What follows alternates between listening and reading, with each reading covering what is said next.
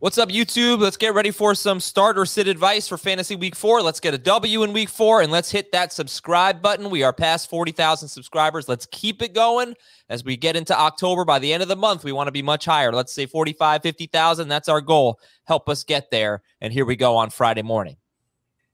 Welcome to the show, everybody. Recapping Thursday night, another fun primetime game, and previewing 7 more NFC home games for Fantasy Week 5. Is this going to be the week for the Bears offense to get going, the Falcons offense to get going? We got a nickname for Chuba Hubbard. Dave and I don't really see eye to eye on it. I think it's a pretty obvious nickname. We'll get to that a little bit later. Old Mother Hubbard. Old Mother Hubbard is, yeah. You know what? Maybe I should just change my team name because I have him in a few leagues. Podcast league, I could do that. Yeah. You drafted him in the leagues with McCaffrey, right? I only have one McCaffrey league. I drafted Hubbard in 2 leagues, IDP and my McCaffrey league. So, look at you. Yeah. Hopefully, feeling like a superstar. I'll be starting him this week. Got a little extra Chuba going on. You know, he's like 96% rostered, and I still don't understand why Alexander Mattison never got to that last week. It was weird. I'm sure it's probably like some 10-team leagues. Like I'm in a weird 10-team league where you only start one running back. And so like he was available on Friday. Oh, yeah, but yeah, I don't know. But that's the thing. I mean, is he going to be Alexander Mattison? We'll talk about that a little bit later. We should start though with Cincinnati 24 and Jacksonville 21. And some injury news as DJ Chark broke his ankle on the opening possession. That was really very unfortunate. And Joe Mixon left in the fourth quarter. He wasn't in on the game-winning drive. But first of all, this has been a good year, a good season so far of football. I'm sorry for this like lukewarm take, but some of these games that you think are going to be crap. For football or Thursday night football? Everything. I think it's been a really good year so far. There have been some crappy Sunday 1 o'clock games. Sure, yeah, there's a lot of games, but right, those are the most likely to be crappy anyway, right? The Sunday 1 o'clock games have been, for the most part, duds. The 4 o'clock games are usually always good, and they've lived up to it. But the Thursday night games, which are typically hit or miss, these have been good for some, like you said, some bad matchups. I appreciate Trevor Lawrence with his minimal pass attempts, by the way, giving me my my favorite prop under. Oh, congratulations! 24 pass attempts. You would, yeah, it was 36.5. 36.5 was the prop. Yeah. Wow. That was a good one. Yeah. All right. So let's talk about this game from the Jaguars' perspective, Dave. With Chark out with a broken ankle, we see a big game from Laviska Shenault. Unfortunately, not from Marvin Jones. He only had 3 targets. Shenault had 7 of Lawrence's 24 targets or pass attempts, targeted his way. What do you think of Jones and Shenault going forward? And Shenault will be popular on the waiver wire. He's 60% rostered. He'll be popular. He should have already been on rosters in PPR leagues because you knew that he had good volume. We just didn't see it necessarily. I think the injury that he had a couple of games ago might have taken him out a little bit. But obviously losing DJ Chark is an important deal in that offense. There's going to be more targets to go around. I'm surprised that Marvin Jones only had 3 targets. Shenault should absolutely be rostered. He should be considered a flex play in PPR leagues. James Robinson. First 2 games. Yeah, well, he looked very good, huh? First 2 games, pretty bad. Second 2 games, games 3 and 4, studly. Yeah. Only 1 catch in this game, but whatever. 2 rushing touchdowns. Jamie, if Joe Mixon doesn't miss next week, it was apparently just a minor ankle injury. So let's just say they're both healthy. Who would you rather have going forward, Mixon or James Robinson? Right now, probably still Mixon, but it's close. You got to take a couple things into account. You mentioned the catches, so game flow. They had a 14-0 lead. So I would imagine that had something to do with him not being involved in the passing game. But the bigger factor was Carlos Hyde wasn't active right before the game. So who knows how much of a role he would have had because he had 8 carries last week. So as well as Robinson played in week 3, Hyde was still on the field. But you got to be really encouraged by it, and the gap is closer by a lot. Between these 2 guys. For Mixon, he's not involved in the passing game anymore. He went from 4 catches in week 1 to, next to nothing these last 3 games. And, I don't know what Zach Taylor's doing in regard to using Joe Mixon, but he's got to do a better job of that. I think that'll help the offense. He's using Samaje Perine on 3rd downs, and Perine's doing much more as a pass protector than he is a route runner. Mixon, there were only 9 third downs for the Bengals. Mixon played on 3rd of them. They were all 3rd and short, including his touchdown was one of those plays. But yeah, he's not nearly as involved in the passing game as we had hoped. I think you go back to the preseason when, he's never coming off the field, right. and now he's coming off the field, so you got saved by the touchdown, and it's been, 3 decent games for him, 1 monster game in week 1. And then, week 3, 90 yards rushing. You can't say that was a bad performance, but he's got to pick it up and Zach Taylor's got to pick it up for him. It was an interesting And that's what happened in the second half. Like in the first, he had 14 yards on 5 carries in the first half. The Bengals looked listless. It was a joke. And then they came out in the second half. They were a completely different team. And Mixon was awesome in the second half. They found their new weapon. What happened? Oh, Dave, who's their new weapon? Uzama. Ah, yes. Yeah. Come on, you were supposed to do that. You promised on Twitter you're going to drop a Uzama. You still have time. Hey, you know what it is? I mean, Burrow. I'm a little bitter at him, at Uzama. Why? Because he ruined my Thursday night prop. Oh, sorry. It's okay. We got a good game out of it because it was awesome. It was a fun game. Yeah. Don't chase. Don't chase him. Oh, you don't think he's going to get 95 yards and 2 touchdowns every week, Jamie? Come on. No, I figure like 50 and 1. But the thing you don't want to chase with him is T. Higgins playing. So just remember that. Yeah. Right. Higgins could be back next week. And Uzama's previous career high was 66 yards. He had 5 catches, 95 yards, and 2 touchdowns in this game. Hey, by that line of thinking, Jamie, would you agree that the time is now to trade Tyler Boyd for whatever you can get? It's not a bad call. Yeah. I mean, we saw Boyd obviously play well week 2, right? 7 catches in week 2. And so, I don't think he's going to be a non-factor. I also think that, you're seeing Joe Burrow start to get more comfortable and he's moving around in the pocket and, doing some things that he looked like last year. So, things are probably clicking in place for him. So you got to get something pretty good in return. I'm not giving Tyler Boyd away. Not that you're getting a lot in return for Tyler Boyd, but if you find a receiver needy team, look, there's going to be teams that don't have A.J. Brown and potentially Julio Jones, Sterling Shepard, T. Higgins, that could be, receiver needy, but you got to get something better in return if you're trading away. And I don't know if you're going to do that. Sure. He could be a piece in a trade in a 2-for-1 deal where you trade him and a weaker running back for a better running back, or him and a weaker receiver for one really good receiver. Mm-hmm. Well, I think that, I would trade Boyd and James Robinson. You'd try to land which running back? One of the studs for sure. Would you trade Boyd? Maybe it's not such a great idea, but Boyd for A.J. Brown, betting on A.J. Brown coming back soon. I mean, if someone's going to do that, they're idiots, but sure, absolutely, I'd do it. Well, if someone's 0-3 or 0-4, because it'll be you're trading A.J. Brown for Tyler Boyd thinking you're turning your season around, you're crazy. Well, but you're trying to get wins now. Trust me, I agree with you. I'd rather have A.J. Brown rest of season, but if that's a move you can make. Yeah, the thing is, you're wondering how long is A.J. Brown going to be out, and I don't know. It could be 3 more weeks. Well, he's not on IR, so they said week to week. So my guess is he's. I saw some report that said they could probably get by with the Jets and the Jaguars without him. So the Bengals might tell them otherwise, but yeah, Jaguars played really well. Okay, Jamar Chase, 6 catches, 77 yards on 9 targets, and basically Burrow every week is picking 3 guys and throwing almost all of his passes to 3 guys. And instead of Higgins this week, it was Tyler Boyd. I mean, it was CJ Uzama. So that was 17, 20, 26 targets go to the top 3 guys, and he threw 32 times in the game. No, I don't think anyone else had more than 2 targets in the game. That's a season high for him, right? Burrow, yeah. 32 when they were trailing 14-0 at one point here. So there's still going to be a run-heavy team when they can be. But I just think you're seeing with Jamar Chase that he is so good. The sky is the limit. He's just scratching the surface right now. How many cliches can I use?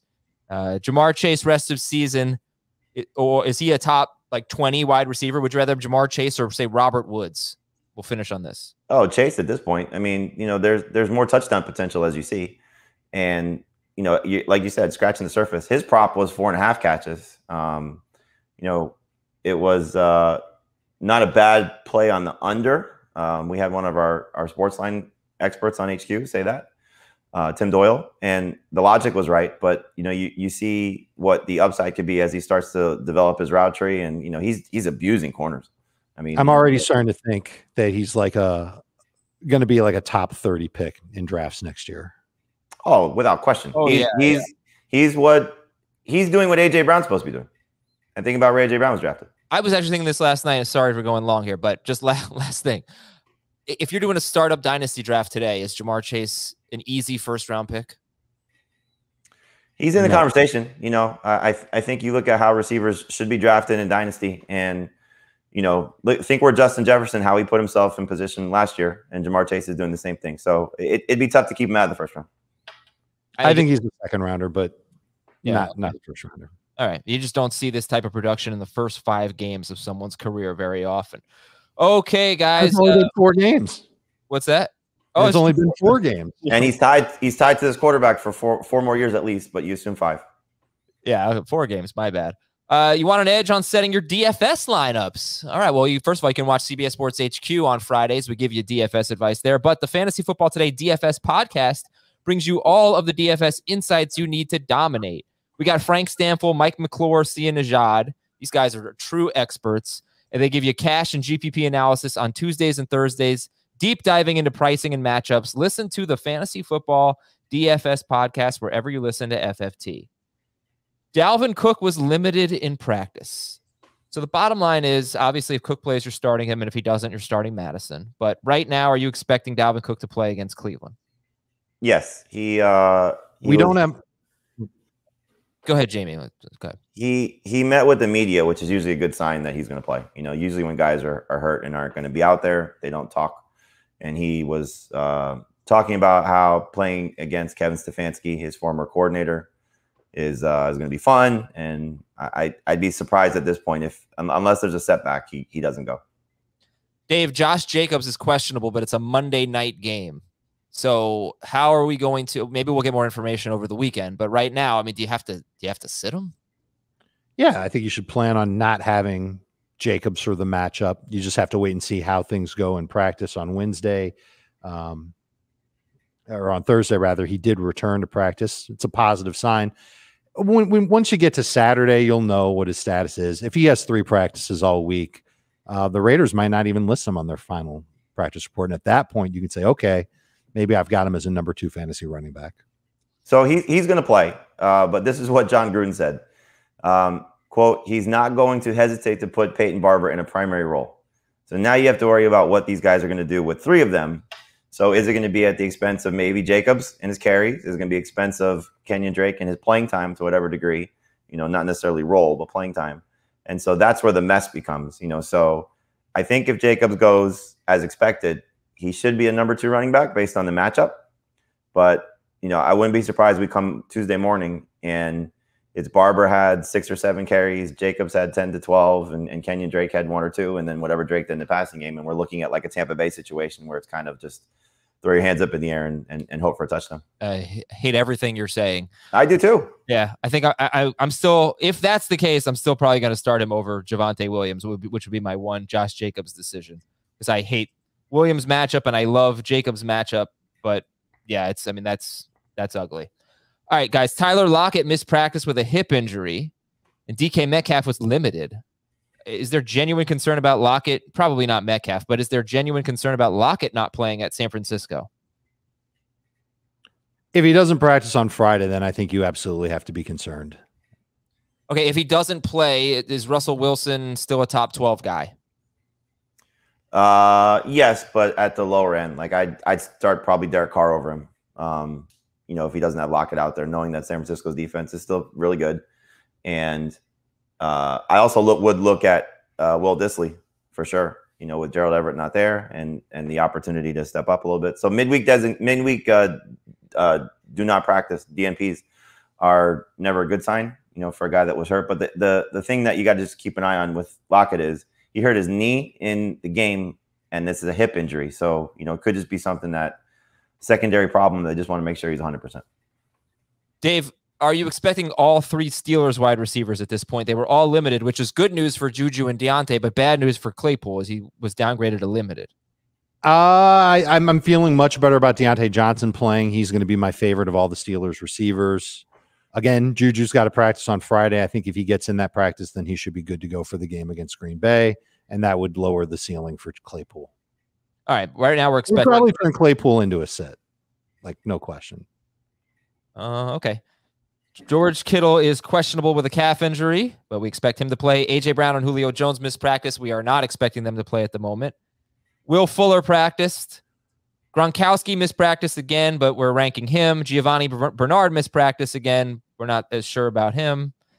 Antonio Gibson missed practice with a shin injury. If he is out, and this is, I think, the first game we're previewing today, if he's out, is J.D. McKissic a must start? Do you think that they would give him the full role?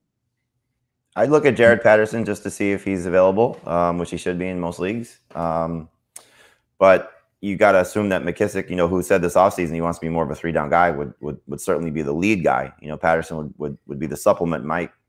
If I just was looking at how they use these guys, he'd be the one they use probably a little bit more on obvious rushing downs early in the game. But then as the game unfolds, they probably would just give more work to McKissic. So it wouldn't be a slam dunk for either guy in non-PPR, but in PPR, it would make McKissic a borderline must start, in my opinion. The good news is that the Athletics' Ben Standig says that this was a precautionary did not practice for Gibson. Friday will tell the tale. If he practices on Friday, he'll play, and Jared Patterson won't be a thing. Okay. And if you are going to McKissic, he played 2 games without Gibson last year. He had 11 carries and 2 catches in one game, 13 carries and 9 catches in another game. Dan Campbell said you're going to see a lot more DeAndre Swift. Okay, let's. We're always down for that. Darius Slayton and Sterling Shepard missed practice. This game, I don't think anyone wants to talk about. Giants at Saints. It's our last game that we'll be looking at today. Okay, do we have real quick? Do we have an update on the San Francisco running backs against Seattle? Elijah Mitchell was limited in practice, so just keep an eye on that. If he plays, it's a mess. If he doesn't play, I like Sermon a lot, actually. Seattle's run defense has been absolutely horrid. Chicago quarterbacks. Do we know who's starting for the Bears? Not yet. Jim McMahon. Jim McMahon. Okay. Starter They would take Jim McMahon. And how about the IR wide receivers? Anybody coming off the IR being activated this week? Do we know Bateman, Samuel, anyone like that? It doesn't appear that way. I think, again, they just opened the window for them to practice, but today will be the day. If they feel comfortable enough with what these guys did on Wednesday and Thursday, then they'll list them as, on the active roster on Friday to play in the game. That's one thing in terms of Gibson. If in fact he does miss the game, keep an eye on Curtis Samuel, because his role could be something that you want to monitor. Bateman is they're both stash candidates at this point, but still, I think my guess is they're going to be on IR for another week. Okay. And Samuel's 45% rostered, and is a guy who was a top 100 pick at one point. I think maybe you want to take a shot on Curtis Samuel even if you don't have an IR spot, you do have a roster spot to play with there. All right, guys, 5 big questions that you have no more than a minute to answer. That's a minute combined. I'm going to hold you to this. Question number 1. How do you feel about Chubbard this week? That would be Chuba Hubbard, and that is obviously his nickname. How do you feel about Chubbard this week at Dallas? Dave? I like him. I think he's going to be worthy as a number 2 running back, more so in PPR than non-PPR. Love the way he moves as a pass catcher, and he's got good speed. He's not a powerful back. I think he will continue to see targets. We've seen the Panthers give their running backs over 25% of the target share on the season, and Cowboys are allowing about an 84% catch rate to running backs this year. So I'm excited about Chubbard. Jamie, who would you start Chubbard over? I would start him over Kareem Hunt. I would start him over Mike Davis. I'd start him over Clyde. I'd start him over Miles Sanders. I'd start him over whichever Raiders running back starts. Next question. Are David Montgomery and Allen Robinson worth starting at Detroit? Jamie? Montgomery obviously is for sure. His workload has been consistent, and I can't imagine a worse game plan than what we saw last week. But look, give Detroit credit. They did a nice job on the Ravens running backs and running offense, and they're getting a lot of praise for it. But I still think Montgomery's workload is worth buying into. Robinson, it just depends on who you have. It's hard to get away from what his potential is, and there's going to be FOMO with him. But in regards to the play and the quarterback situation, it could be another bad week. So just, if you have Mike Williams and Cortland Sutton and these guys, Brandon Cooks and guys that you've, drafted later, picked up at some point, that's easy. But it's still hard to get Robinson out of your lineup, especially against this matchup. Maybe he should be Chubert instead of Chubbard, just so people don't think I'm saying Nick Chubb. Dave, would you start Chuba Hubbard over David Montgomery and or Allen Robinson? I would start him over Robinson. I would not start him over Montgomery. Is this the week for Robert Woods against Arizona? Dave? I think he's got a shot to do it. We know that he's had slow starts now each of the last couple of seasons. He does come around starting in October, and this is a matchup that should be favorable to the Rams when they do throw the football. I'd like to see him get a little bit more target share in this offense, and eventually teams are going to adapt to Cooper Kupp, and they're going to say, all right, you're going to have to beat us a different way. We're going to make you throw away from Cooper Kupp. This could be one of those weeks for Robert Woods. I still have him as a low-end number 2 fantasy receiver. All right. Robert Woods or Allen Robinson? Woods for me. Jamie, will Atlanta's offense get going this week against Washington? Washington gives up the most fantasy points to quarterbacks. Will the Falcons get going?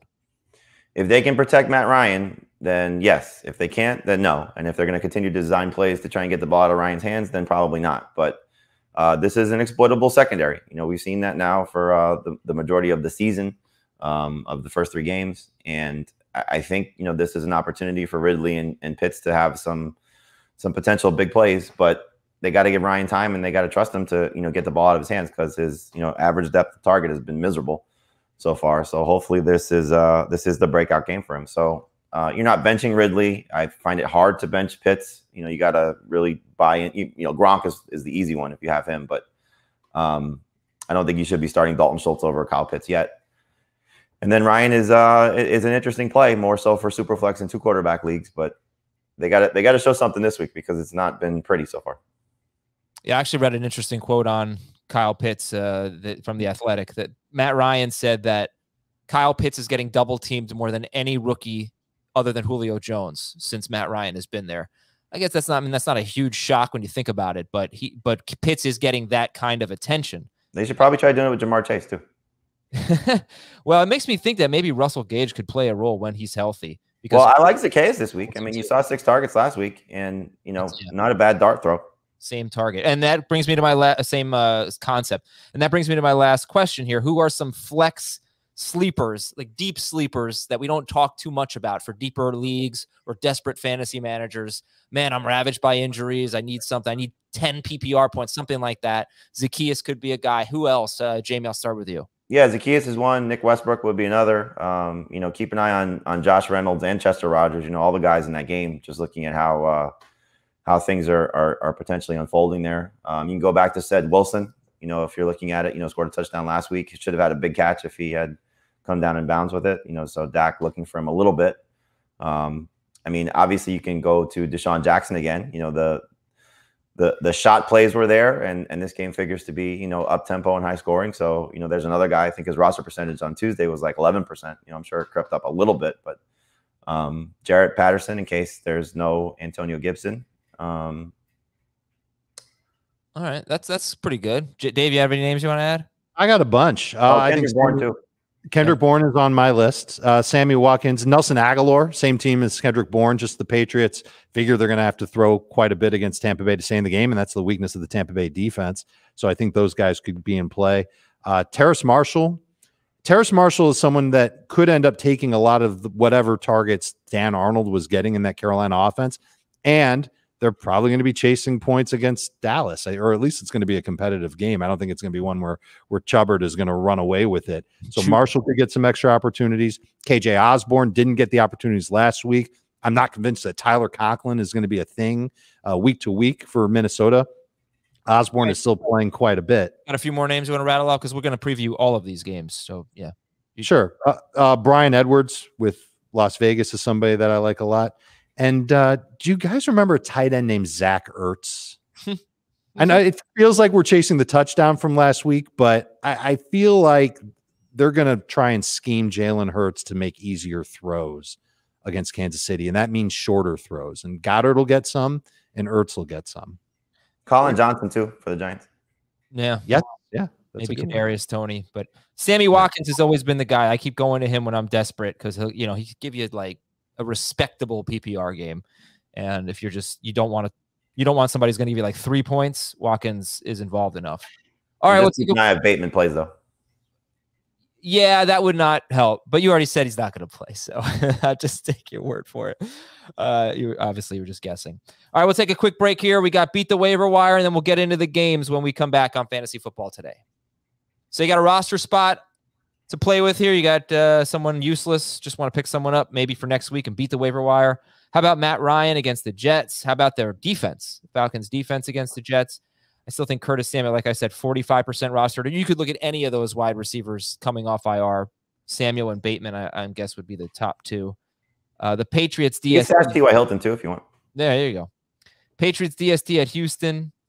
The Titans DST at Jacksonville. You might get 2 games out of them, as we like the Titans this week against the Jets. But Jacksonville obviously played pretty well last night. The Raiders DST against the Bears.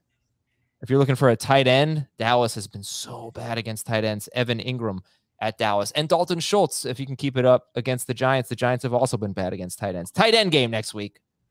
And Buffalo's at Kansas City on Sunday night. Hopefully a shootout. So Emmanuel Sanders, Cole Beasley, if they're still available. Those are some of the names I've come up with here.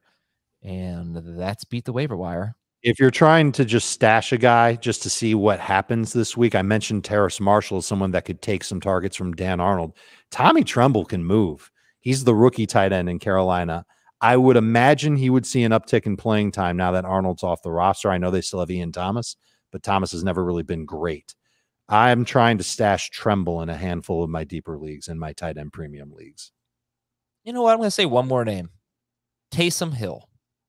You never know when they might make the change. They're 2-1. Why would they make a change?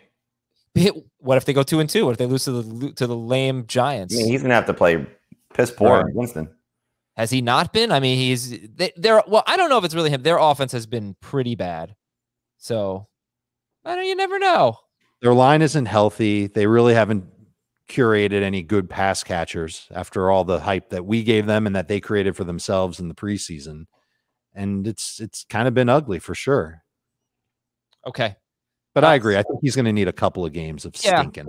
Yeah. And Thomas is coming back. They have their bye in week 6. I mean, hey, 10-team leagues, Michael Thomas is 90% rostered. He might be available. Okay, Startometer. The final 3 games we'll talk about. Minnesota and Cleveland here. 0 to 10 for Baker Mayfield at Minnesota. 1. No, I think he's like a 6. Okay. Kareem Hunt. 10. Yeah, 9. You're starting Kareem Hunt. Odell Beckham. 11. Beckham or Kareem Hunt? Beckham. Hunt. Kirk Cousins. 10. Alexander Madison. If Cook's out. The starting running back for the Vikings is a 10. Yeah. Tyler Conklin. 3. 5. David Montgomery at Detroit. 10. You're starting him. Allen Robinson. 7. Yeah, okay. I was going to say 8, but 7's good. Jamal Williams against the Bears. 4. 6. Daniel 6 in Jones. PPR. Okay. Daniel Jones at New Orleans. 3. 2. Saquon Barkley. 10. 3.5. What?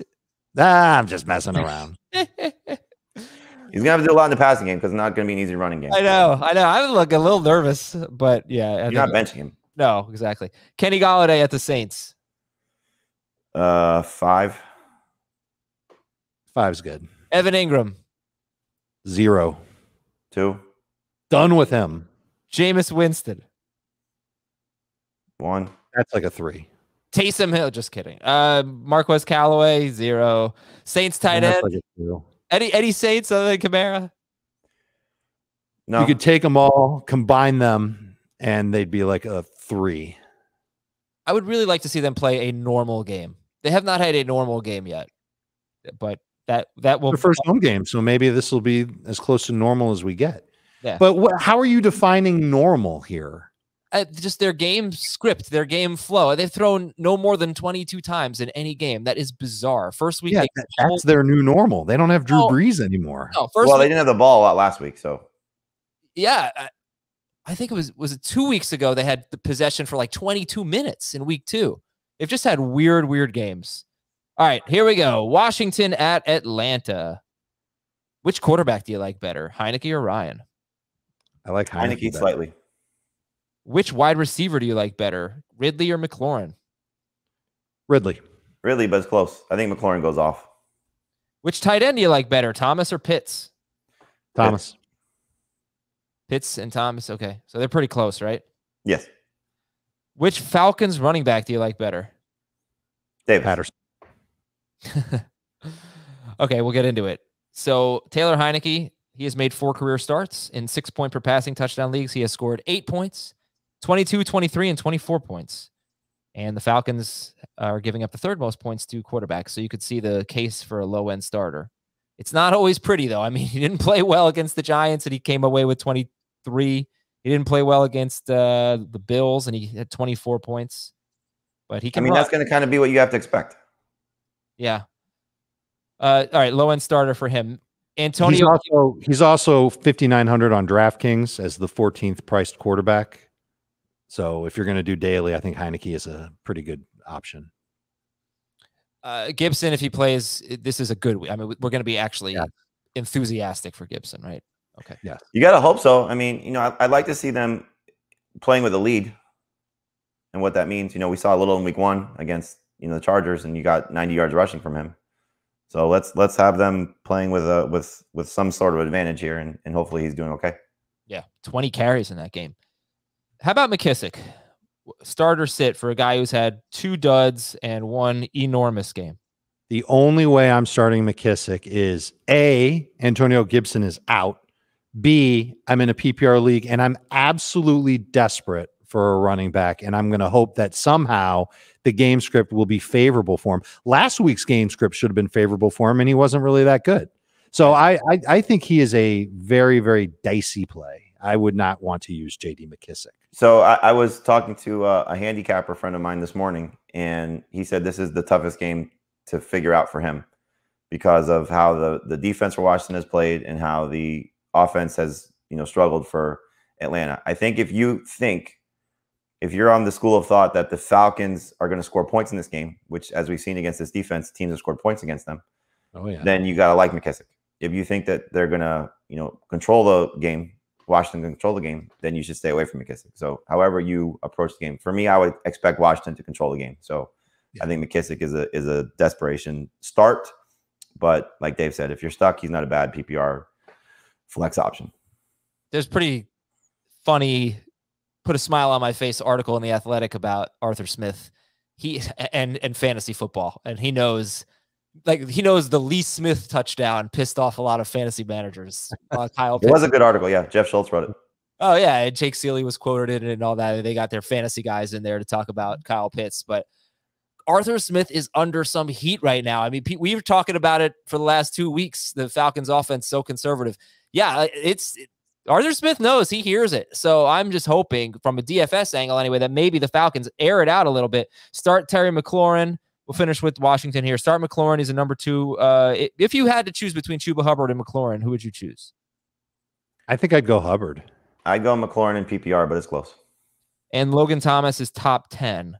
Low end. Dave has him 8th. And Pitts is kind of in that same range too. And he needs more targets, man. Yeah, he definitely needs more targets. But what's happening in Atlanta is that they're handcuffed by their offensive line and by Matt Ryan playing. I think he's playing nervously, where the offensive line is just letting in the pass rush. He's checking down. He sees zone coverage. He's checking down. He's not really throwing downfield that much. That's part of what's been hurting Pitts. The other part of what's hurting Pitts is that he's not getting wide open like you would expect a first-round tight end unicorn. Double teaming him, they're not doing it all the time. They're doing it a lot. Apparently, they're doing it more than any player other than Julio Jones in Matt Ryan's tenure. Any rookie? Well, I don't know if that's necessarily true. I don't even know if you can back that up with stats, but it is something that's happening quite a bit once they get in the red zone. Yeah. And that's certainly hurting Kyle Pitts. I am nervous to start Kyle Pitts until that offensive line makes Matt Ryan more confidence to go downfield. All right, but do we have any streaming tight ends, Dalton Schultz's of the world, that you're starting over either Pitts or Logan Thomas? This is the lowest start percentage Pitts has had since this week 1. Understandably so. I think if it's he's like mid-70s. I think if you look at the people that may have paired Gronk with Pitts, that's an easy one to pivot to. In some cases, you may have seen Pitts drafted because he fell in a draft or two, that he was drafted with one of the premier tight ends, just with the hope that you get a good flex option out of it. But I'm not starting Thomas over him yet. I'm not starting Schultz over him yet. I'm not starting Jared Cook. No, I'm not starting Jared Cook or Higbee over him yet. This is the FOMO guy. This is who you're afraid to miss out on, because if the stars align, first of all, if they just lower his route depth a little bit, throw him open a little bit closer to the line of scrimmage, let him make a play after the catch. He's tough to bring down. He's a giant out there.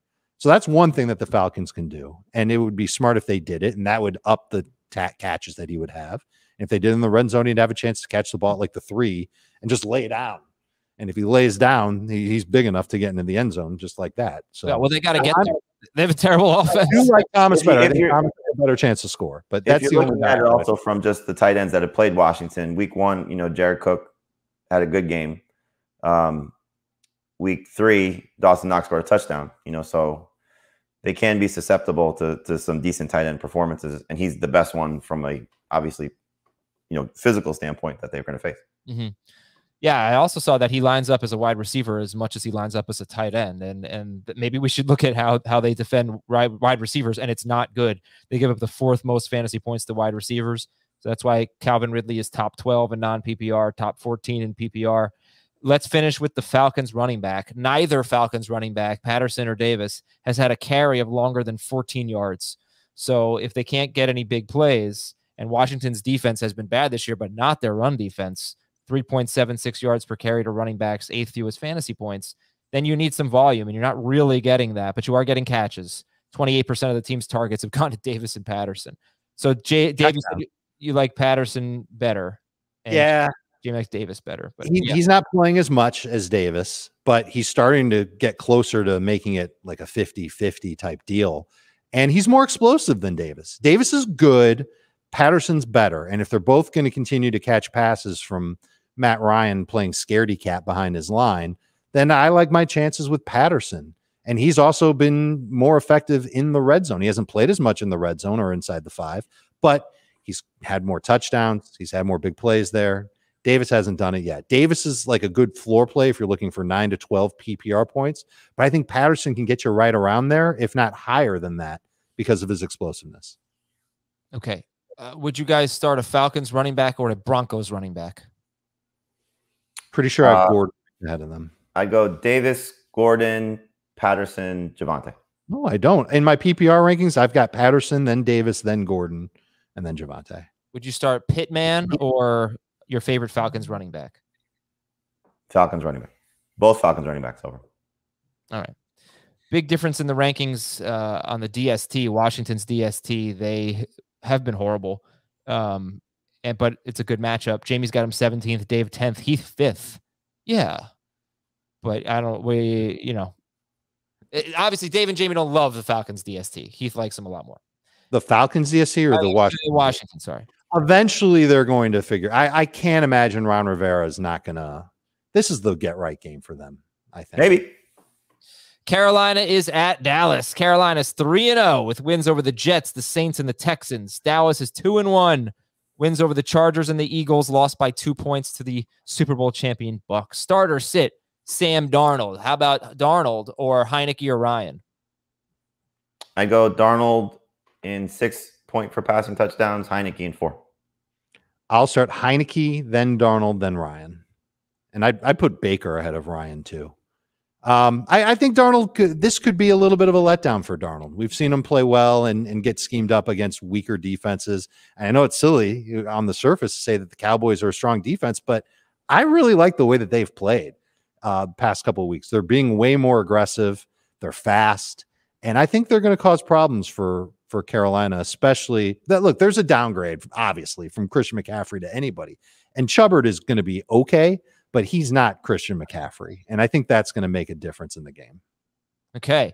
So, yeah, the Cowboys defense, we'll see. I mean, this may not even be that good of an offense they're facing, but they give up yards. They just force turnovers. That's been their MO. Chuba Hubbard, we should probably spend just a little bit more time on Chuba Hubbard. Would you start Alexander Madison if he starts, or Chuba Hubbard? Madison. Yeah. Would you start Chubbard or Barkley? Saquon. I'll start Hubbard. Chubbard or Cole Beasley, PPR? Hubbard.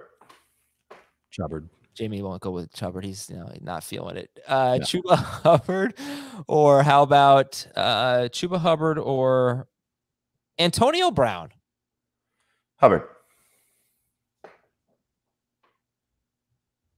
I don't know if he said anything. Oh, he's looking. I'm hearing it. All right, start Chuba Hubbard as a number 2 running back. Let's DJ Moore. So he's obviously been incredible. 285 yards in 3 games and a touchdown, 8 or more targets in all 3 games. I do think he's getting a lot of his production on the left side of the field, and that is the Trayvon Diggs side of the field. So is there? I didn't know there was a Trayvon Diggs side of the field. Yeah, I'm pretty sure I think that's where he lines up. I don't think he followed Devontae Smith last week. I think he did not. But I don't know if he necessarily stays on one side of the field. I'll look it up. Right. I think he's their right cornerback, and that's where Mike Evans lines up most of the time, on the left side of the offense, right side of the defense. But yeah, anyway, look, he's been really good against number 1s. Is there any hesitation on DJ Moore? A little bit, but I don't think it's like the same thing with Brandon Cooks. Like, you're not benching these guys. They've just been too involved in their offense. And, now there's a change for whatever it's worth, with Dan Arnold not being there. I don't think that's going to necessarily impact DJ Moore and what Sam Darnold does. But the hope would be is what you said earlier, is that they're chasing points and that the targets are up. And so if the targets are up, we could see a little bit more from DJ Moore. So he's just been awesome. It's just way too difficult to get away from him. So he's a borderline number 1 receiver in PPR, a safe number 2 receiver in non-PPR. You just got to hope that this is one of the weeks where he scores a touchdown. Okay. Dave, I hope you're looking up the Trayvon Diggs stuff. I did. I got it. Yeah. Last week, he was exclusively at right corner. Yeah. In the previous 2 weeks, he played the heavy majority just as an outside corner. 1 week, a little bit more than the other right corner. So he's probably one of those guys that prefers right corner, but is willing to go to either outside corner. He's played 10, almost 30 snaps in the slot this year. I'm having trouble finding a guy that truly shadows receivers. I'm not sure. We're not seeing much of that this year. Yeah. I don't know if Tre'Davious White is doing it, but Ramsey doesn't do it. Darius Slay was playing exclusively left cornerback against the Cowboys. He wasn't shadowing anybody. We might see it in New Orleans with Lattimore this week. Yeah, that could be. All right. Sorry to get off track here. We're sitting Robbie Anderson, but he's still 86% rostered. So hopefully he rewards patience there. Any interest in Tommy Tremble against the worst team against tight ends? Hold on. Just one last guy, Jair Alexander. Because I looked it up. He's been exclusively left corner. Yep. Exactly. He hasn't even played a snap of right corner. And Howard hasn't moved either. Yes. That's Xavier Howard. Yeah. All right. Your question, Adam? Tommy Tremble. Any interest? I'm stashing him in deeper leagues and tight end premium leagues. Okay. Oh, I should have looked for him in Scott Fish. He's probably gone. Dak Prescott is top 10, kind of on the lower end. So that's interesting. Jalen Hurts or Dak this week? I'll start Dak. Hurts for me. Start of the week. Dak or Cousins? Dak. I have Dak 1 spot ahead of Cousins. Start Zeke. Starter sit Tony Pollard. Can't feel good about starting Pollard. I'd almost say the same thing about him as I did for McKissick, except make it more. Well, I don't know if you have to make it more non-PPR. He's certainly in the PPR conversation as well. You've got to be really thin at running back to go with Pollard. There's no good reason to start him. He's going to get 10 touches. Got to hope he has a couple of explosive plays against this Carolina defense. Would you start Pollard or Falcons running? Maybe start a Falcons running back. How about Pollard or who's I guess I was going to ask something like J.D. McKissick or Naeem Hines. I'd start Pollard over McKissick. Naeem Hines or Pollard? Hines and PPR. Yep. All right. Any hesitation, Jamie, on Cooper or Lamb coming off a couple of fairly disappointing performances, mostly for Cooper? Not to sit them, no. I mean, probably not DFS plays, but certainly not to sit them. I mean, if they can continue to run the ball like they have, which I don't think it's going to necessarily stop, they're opportunities might be limited if they're playing with the lead. But there's, CeeDee Lamb takes one more step and he falls in the end zone on the first big play that led to Zeke's first touchdown last week against the Eagles. I don't think anybody's concerned about him. Cooper, you got to worry. Maybe the ribs are a problem, but I think he's just too good. You're not getting away from these guys. A couple bad games shouldn't make you sit them by any stretch. Dalton Schultz is a borderline top 12 guy coming off a 2-touchdown game against the Eagles. He's just behind Logan Thomas and Kyle Pitts. He's ahead of Mike Gesicki. He's ahead of Robert Tonyan. He's ahead of Jared Cook. So, yeah, you can go with Schultz as a low-end number 1 tight end. Arizona at the Rams. I didn't have a stat of the game for the Cowboys, by the way. I'm sorry about that, everybody. Stat of the game for the Cardinals and Rams. So it's really about Robert Woods. Everybody's starting Cup. But Arizona has allowed 5 receiving touchdowns to wide receivers in 3 games. But the only wide receiver with more than 65 yards against the Cardinals, they have faced the Titans, 2 studs, the Vikings, 2 studs, and the Jaguars. Who's the only wide receiver with more than 65 yards against the Cardinals? Marvin Jones? Incorrect. We're even worse. KJ Osborne. Yes, KJ Osborne. Very weird. They've allowed the second fewest pass plays of 20-plus yards, only 1 pass play of 40-plus yards. This is going to be a game with a lot of starts, no question. But Robert Woods is going to probably be asked about a lot. So where'd you guys end up? Jamie, where'd you end up on Robert Woods? Low end number 2. He's towing the line of a number 3 receiver. But again, that number should really be moved from 24 to about 36. So you're starting Robert Woods. Again, his start percentage, like Kyle Pitts, lowest it's been all season. It's in the 70s at this point. He's got a great track record against this team. 4 of his last 5 games, at least 18 PPR points. So hopefully that track record and history carries over here. But it's a credit to Matthew Stafford. He's got so many weapons at his disposal. Kupp has been the star, but Deshaun Jackson last week and Tyler Higbee 2 games, and Woods did score a touchdown, but he's using all of his guys. Van Jefferson's playing well. So it's a little bit of a problem for Woods. So again, I'll say it week in, week out until it happens. Go have breakfast with Matthew Stafford, make him happy, bring him his oatmeal, get him some eggs and whatever bagel he likes, and tell Cooper Kupp to sleep in. I'll tell you, if you had the oatmeal that I make in the morning, you'd pay me for it. It's that I've absolutely mastered it. We would throw you the football, play after play after play. Absolutely. Your oatmeal's that good? Your oatmeal brings all the boys to the yard? It does, yeah. Yeah. So Kyler Murray or Matthew? I got a laugh out of Jamie on that one. That's good. Kyler or Stafford? Oh, I go back and forth on this one. I'll still stick with Kyler, but it's close. I've gone back and forth with this one, and I've stuck with Stafford. I don't buy that this Arizona pass defense is as good as the numbers that you're suggesting. They definitely have given up numbers to. Oh, they have. They've given up a lot. I mean, they've given up touchdowns, but they've also faced not necessarily yards, right? Julio Jones, AJ Brown, Justin Jefferson, Adam Thielen. They've got like good young talent on the team. They've got 2 pass rushers. So I'm interested in this defense. They've just had a very tough schedule. Right. I think the Rams will scheme it up the right way. Yeah. Yeah. When you talk about all the amazing weapons, they've got Cooper Kupp, Tyler Higbee and Cooper Kupp. Sorry, let me get back to the running backs in this game. Who's your favorite running back? And we don't know for sure about Darrell Henderson right now, but who's your favorite running back in this game, Jamie? If Henderson plays, he would be my favorite in non-PPR. Edmonds is my favorite in PPR, even if Henderson is out there. Dave? I think Henderson will be my favorite regardless, but I am worried about just how much he'll play, because the concerns that the coaching staff kind of intimated at during the training camp with Henderson manifested itself with Henderson hurting his ribs and being out last week. So I don't know if they're going to rush to put him in for 70% of the snaps like they might want to do. So he might, I think you could probably pencil him in for 15 touches. That's it. And maybe 2 or 3 of those are catches. Okay. So just to finish up on that, would you start Chase Edmonds or Mike Davis? I have Edmonds a spot ahead of Davis. Oh, Edmonds. So I have Edmonds behind Patterson. This you want to look at implied score, and this game is going to be high scoring. So Edmonds in a track meet should be really good. Which brings me to my next question. People are going to start DeAndre Hopkins, even coming off a bad game. But who is the second best Cardinals wide receiver in this game?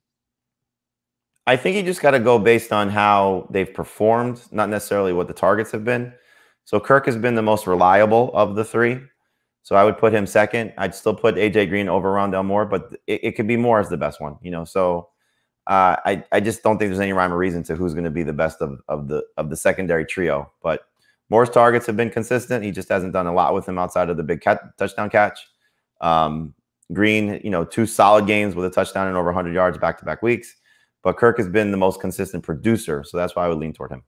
The only nitpick I've got on Kirk is that he lines up in the slot the most, and so he may end up seeing Jalen Ramsey in coverage the most, and that would make me nervous to trust him this week. Oh, I wouldn't trust any of those guys, but I think if you're just looking you at had to start one, you just said it, and I agree with you that if you had to start one, it would be Kirk, and I think Kirk is okay. He's okay as like a low-end flex in PPR. I hate that I can't remember anything, but I'm reaching out to Jacob Gibbs right now, and he's typing. So I'll tell you what he says. But I believe he had said that Rondale Moore was basically off the field when the Cardinals were leading. It's just when, sure. It was there probably. He's their fourth receiver. 3 receiver sets, right? So this game could be a lot. They used more 12 personnel when they were leading, fewer 3 receiver and 4 wide receiver sets. So yeah, that was last week against Jacksonville. This could be a much better game for Rondale Moore. Absolutely, start him over Christian Kirk, but don't. This is the type of game that would be better for Rondale Moore. That makes him an interesting DFS play as well. Yeah, he's in my FanDuel lineup. Okay. Yep. Tyler Higbee. I think we've more or less covered it here. This is a high scoring game, most likely. So there are going to be some, like last week, it was Deshaun Jackson. There are going to be some sleepers in this game, I guess. Tyler Higbee, is he ahead of Kyle Pitts and Logan Thomas? No, but he's getting there. He is for me with Pitts, not for Thomas, but they're very, very close. Right. They're bunched together. You're right there. He already has 3 red zone and 2 green zone targets. That's not bad. And again, you want pieces. What's the green zone? Inside the 10. It's when you win a lot of money at the casino. I'm in the green zone, baby. I don't think I've ever been in the green zone, if that's the case. Me neither. I've heard about it. Not a big high roller, I like, if I can find the $10 blackjack table and just stay there for a while, I'll take that. Seattle at San Francisco. Stat of the game. Deebo Samuel, 8 to 12 targets in all 3 games this season. We have had 4 wide receivers with 8 or more targets against the Seahawks. 3 of them have had 100+ yards or a touchdown. That was Julio, Jefferson, and Thielen. So good competition. And the other one was A.J. Brown, who should have had a huge game. Bottom line is those stud receivers got targets, either did great or should have done great against Seahawks. So Deebo Samuel, Brandon Ayuk, are they starts this week, Dave? That's a great stat on Deebo Samuel. It makes me want to move him up in my rankings. So I appreciate you bringing that to my attention. I am a little worried because after week 1, I think about week 1. Okay. Ayuk didn't play. And I like Deebo. Let me just say this. I like Deebo as a PPR flex for sure. He might end up being a low end number 2 receiver by the time I'm done with him. In week 1, Ayuk really didn't play. The run game did get going. They played Detroit. He had a huge catch. He had a ton of targets. Week 2, same thing, ton of targets. Ayuk started to play a little bit more. Now the run game, if Elijah Mitchell plays, that run game should be back to being useful for San Francisco. Plus Ayuk's there. Plus Kittle's getting more involved.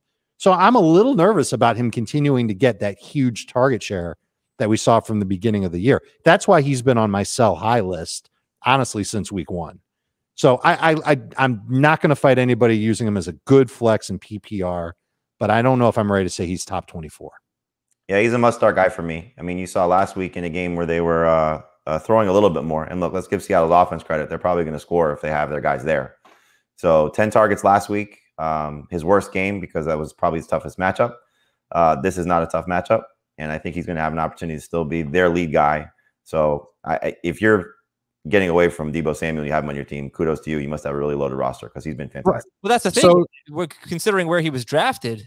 He's probably I mean, you're starting him over Allen Robinson. You're starting him over Robert Woods. This is another guy. I should have mentioned him with the Mike Williams and Cortland Sutton potential and Brandon Cooks. Like he's easily right there in that group. So with what he's done with his role on this team, with how productive he's been, last week his worst performance so far, 5 for 52. So if that's the floor, okay, maybe not the best floor, but 10 targets is something you hang your hat on. Jamie, would you start him or Amari Cooper? Him. Wow, really? Debo over Cooper? Yeah. What about Deontay Johnson? Him. Okay. So you've got him you must have him in your top 20. Yeah, he's right there. Okay. See, I think Eli and Mitchell. That's PPR. I'm not asking you about non-PPR here. I think Eli Mitchell actually does have a fairly decent say in this because I outlined this on our Monday show. When they don't run the ball well, going back to last year and then week 3 this year, I mean, they were horrible running the ball. Trey Sermon led the team with 31 rushing yards. They throw.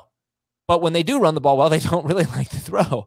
And when they throw, when they can't run the ball, they'll throw those short passes, and Debo is an extension of their run game in that regard. Yeah, I don't have his ADOT in front of me, but I can't imagine it's very high. Or it might be high because of the one catch he had against Detroit. Also, earlier in the year, they didn't have to worry about Ayuk. It was just Debo and Kittle. Now, if it's all 3 guys. That's what I'm saying, right? Yeah, I know. Right, exactly. So, Mitchell. All right, let's talk about Eli Mitchell here. Jamie, you said earlier if Eli Mitchell plays, then it'd be a mess. If he doesn't play, you'd like Trey Sermon a lot. What if Mitchell plays? You don't think that he's had 17 carries and 19 carries in 2 games? I don't think they're enamored with Trey Sermon. I don't think it's he's the best one, but I don't think it's a slam dunk that he's going to definitely dominate carries like that because he's not 100%. Okay. If he's 100%, it's a different story. I think he's going to end up being their guy. So, people that are dropping him, I think, a little too soon in some 10-team leagues are making a mistake because he was, over 95%, and now he's down to like 86% roster. So, people are having to make moves. If you've had to drop, that's your worst player, dropping him for Hubbard, I get it, if you need to play somebody this week. But I don't think it's going to be like what we saw in week 1 or week 2. I think they need to get a second guy going. Makes sense for Sermon to be the second guy. So will he get 10 carries, Mitchell, if he plays? Probably not. I'm sure he'd be closer to 15. But I still think Sermon's going to have some semblance of a role. And they do typically run on Seattle. They've done that in their last 3 matchups against them, even when their team hasn't been great. Okay. So who else in this game? Carson's a must start. You're going to start the Seattle wide receivers if they play. Kittle's a must start. Has not scored in his career against Seattle. But, obviously you're starting George Kittle. He's top 6. Not going to start Garoppolo. Russell Wilson, does it feel like he doesn't have a huge ceiling in this game? Well, certainly not if his guys are hurt. Yeah. But, there's concern about how the Seahawks have played in the second half of their games, where in the first half they're scripted, they're making all kinds of great throws, and Russ has certainly buoyed it by those deep shots to Tyler Lockett that we saw early on in the year. And in the second half, they kind of fall apart. They don't have a counterpunch to what defenses adjust at halftime. And the 49ers will come up with something to adjust at halftime if they're struggling in the game. So I kind of get what you're saying, Adam, that there might not be quite as much upside for Wilson, but anytime you've got receivers like that, and the 49ers secondary is a mess, I can't help but think that Russ has a chance to get, 3 touchdowns, 300 yards. Well, I just don't understand how Hurts and Rodgers didn't have bigger games. That's what I can't wrap my head around because this secondary is so beat up. But Hurts, I think it was that touchdown pass called back to Rager that obviously hurt. And then again with Rodgers, only 22 points. And Wilson doesn't have great history against the Niners. He's had 3 big games with 27, 32, and 36 points. But he's had 5 games with 23 or fewer. So that's 5 out of 8 in the Shanahan era, last 4 seasons. I don't know. Anyway, I think you're starting Russell Wilson, but I'm sure Jamie would start Hurts over Wilson. He's not a top 5 guy, but he's still a top 10 guy. Okay. I don't know, Dave, if you had a chance to look this up, how often he's getting the ball out of his hands in less than 2.5 seconds. I did not look. I did not see that. Aaron Rodgers was 16 of 18 for 140 yards with a touchdown on throws under 2.5 seconds against San Francisco, according to Next Gen Stats. And for the Seahawks, remember Will Dissly as a sleeper, especially if Lockett can't play. And if Lockett can't play, is there another wide receiver that you'd look at on the Seahawks as a sleeper? I think Dissly's still a sleeper even if Lockett plays. I mean, now you're giving him all of the tight end work, presumably, if Everett can't go. And so the target share was even in the first couple of weeks. Everett did a better job last week. So assuming that they're maybe behind and chasing points, that should help him in this matchup. Not easy matchup, but should help him in this matchup. No, Freddie Swain would be the next guy up if Lockett couldn't play. I would not feel good about using Freddie Swain unless I'm in a 14-team league. You start 3 flex guys on top of your usual lineup. Right. They could be looking at 1 and 3. It's crazy. Wow. Yeah. That's funny. We thought their defense was going to be great after week 1. And man, has it bottomed out quickly. All right. Cleveland is at Minnesota here. Which team do you think has scored more points this year? Cleveland or Minnesota? The Browns have put up, I think it's like 26 points at minimum each of their games. So I'll say the Browns. Browns? Yeah. Idiots! 87 points for the Vikings, 86 for the Browns. Uh-huh. Embarrassing. Stat of the game. Wide receivers against the Vikings. 6 of them have caught a touchdown in 3 games. They've allowed 100 yards to a wide receiver in all 3 games. They did pretty well against Higgins, Hopkins, and Lockett, but not against Chase Moore and Metcalf. This is a good matchup for Beckham.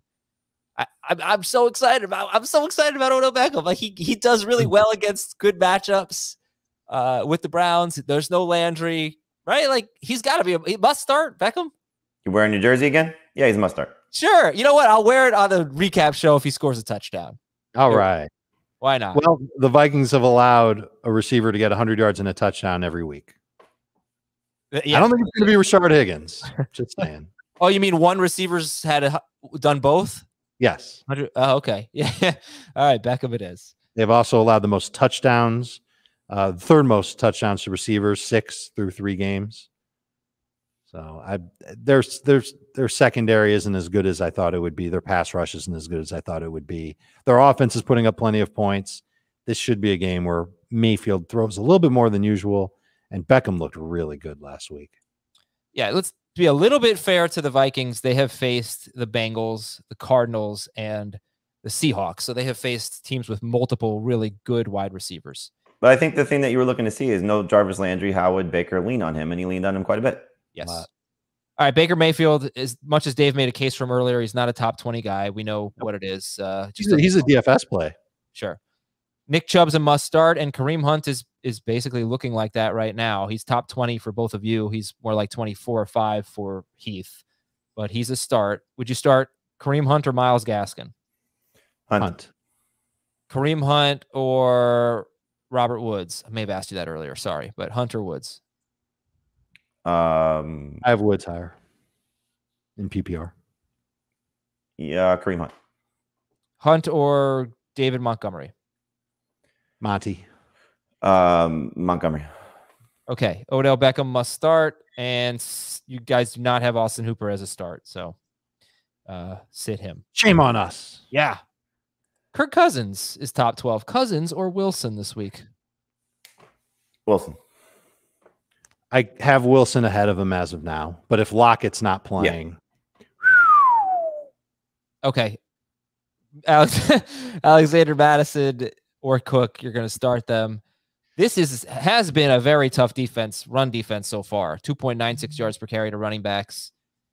Clyde Edwards-Helaire, Houston, and David Montgomery. I don't know how much to take away from that, but the volume's going to be there, but we'll see how they do. Okay, the Minnesota wide receivers. I mean, this is easy. You start Jefferson. What about Thielen? I mean, Dave, are we totally in on Thielen? He's been touchdown the last 2 weeks. That's okay. He scores them. That's good. And the weakness of this Cleveland defense is still in their secondary. Thielen is a good football player. I feel like I'd have to, it's like trying to catch a knife being dropped from the 3rd floor of a building to say, oh, this is the week. Stay away from Adam Thielen. I'm not saying that. I wish the secondary wasn't weak, that they have the personnel. And they've been good other than Tyreek Hill and Brandon Cooks. Both right. I mean, weak in comparison to their run defense, which has been, I think, pretty good. Yeah. And their pass rush has been, I mean, you already know that. Who's more likely to have a good game, Tyler Conklin or KJ Osborne? Conklin's hurt, so, we'll see how that goes for him. He's been dealing with an elbow injury. He practiced on a limited basis Thursday after not practicing on Wednesday, so trending in the right direction. I mean, you got to look, I guess, just body of work right now. And Osborne's first 2 games were better than Conklin's first 2 games, and Conklin just had the better third game. So I think you lean toward Osborne, but I don't think either guy's a must-start play. You'd like to have Osborne on your bench just in case, he's still a thing. And if you're in a tight end needy situation, you'd like to have Conklin on your bench to see if he's a thing. But that's going to be, I think, one of those 2 weeks for this guy, 1 week for that guy, 2 weeks for the other guy, 1 week for the next guy. That's just the nature of this offense. In a couple of leagues where I'm thin at receiver because Jerry Jeudy got hurt, I'm leaning on Osborne. I think the Vikings will have to use 3 receivers quite a bit in this game. I think they'll want to use 3 receivers. Sorry, sit the DSTs. Detroit at Chicago. Yeah, Conklin might have to chip a little bit more on this pass rush. Yeah, it's true. All right, Detroit at Chicago. I think we've covered David Montgomery and Allen Robinson probably enough, but Montgomery's top 14 in non-PPR, top 16 in full PPR. And this is still a really easy run defense, even if the Ravens didn't seem to think so.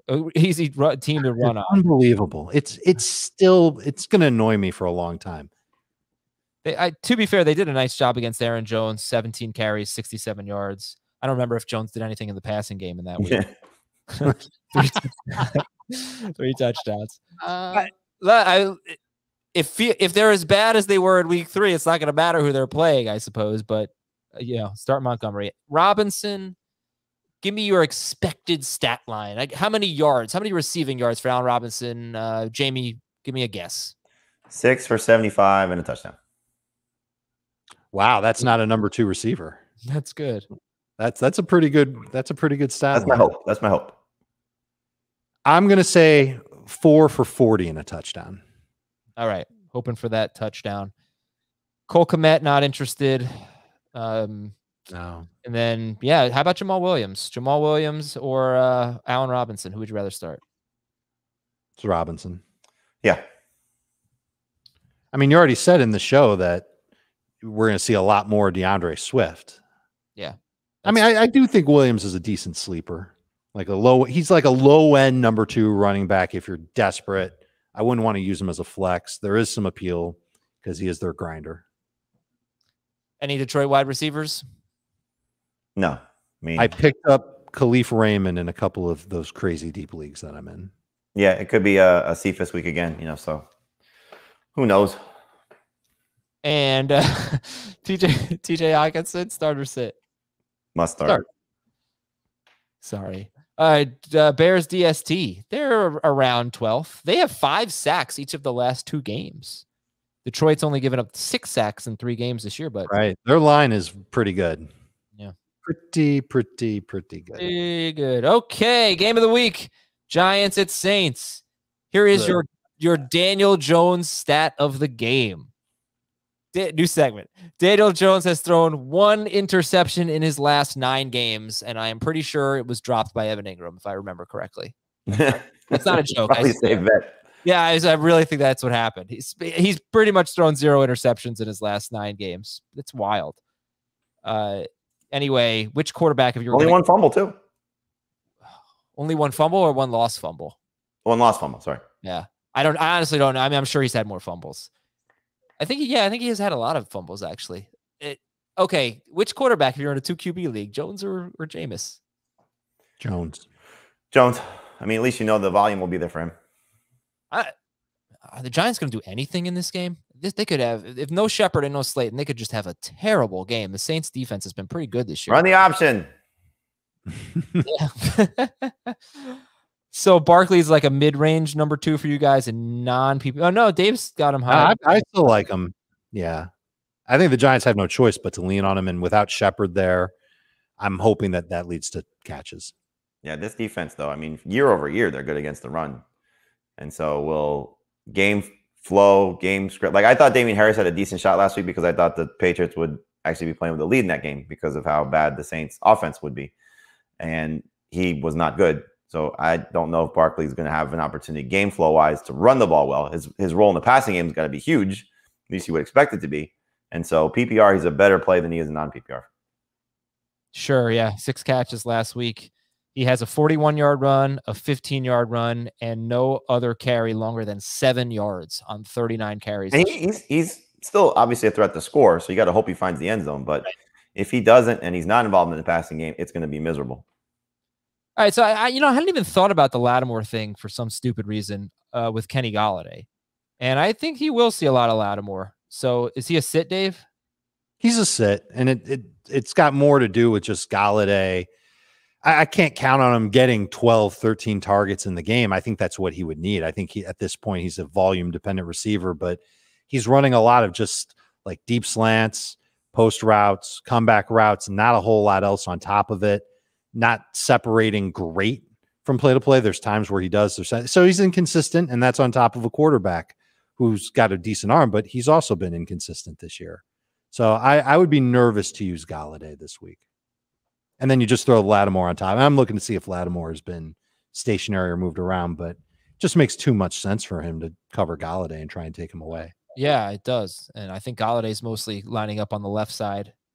And I feel like that's another thing that's really annoying. Like, why wouldn't you move these receivers around a lot more if you're the Giants? Well, they might now, without Shepard and Slayton. 70 snaps at right corner. Listen, he has been stationary.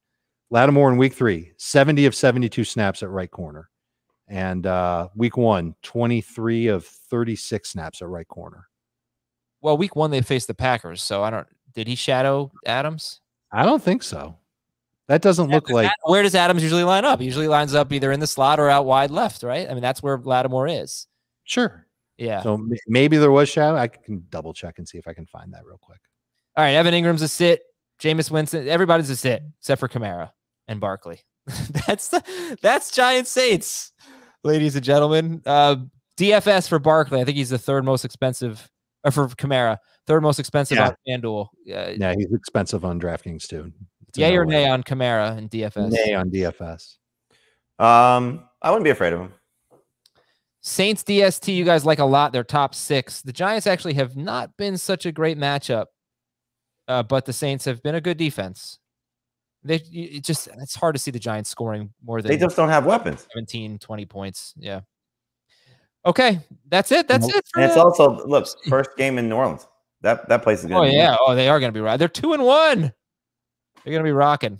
Yeah, that's going to make it worse for everybody in New York. Lattimore, 3 of 7 targets that Adams had in week 1 came against Lattimore. So I don't think that constitutes shadow. Well, that's coverage. not shadowing. I mean, that's right. Was he targeted? Oh, so he had 4 other. Yeah, I don't know. Right. So 4 other targets, including 2 against other outside corners that the Packers or that the Saints have rather. So he might have done it for a majority of the game. I just don't know. I could go back. You really want to know? Probably. No, I don't care. Not for now. I do want to know, but not for right now. Can we go? Yes, we're out of here. Oh, that was good. Thank you, Dave. Hold on. I'm trying to find the Dave laugh. It was never ending. Good night, everybody. Goodbye, everybody. We'll talk to you on the mail. I'm just going to hit end here.